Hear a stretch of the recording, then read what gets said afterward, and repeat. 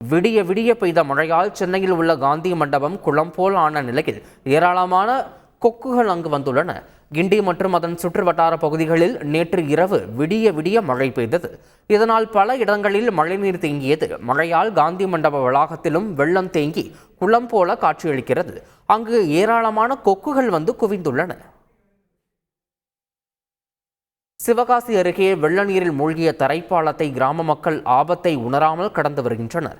சிவகாசி மற்றும் அதன் சுற்றுவட்டார பகுதிகளில் பெய்த தொடர் மழையின் காரணமாக திருவேங்கபுரம் ராஜபாளையம் சாலையில் அமைந்துள்ள கொங்கன்குளம் கிராம தரைப்பாலம் வெள்ள நீரில் மூழ்கியுள்ளது.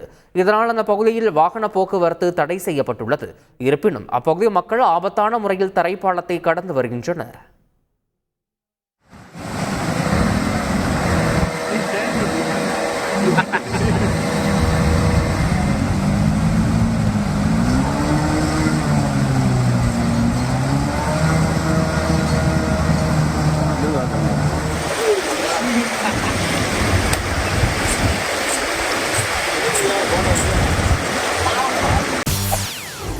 செய்திகளை உடனுக்குடன் தெரிந்து கொள்ள உடனே சப்ஸ்கிரைப் பண்ணுங்க.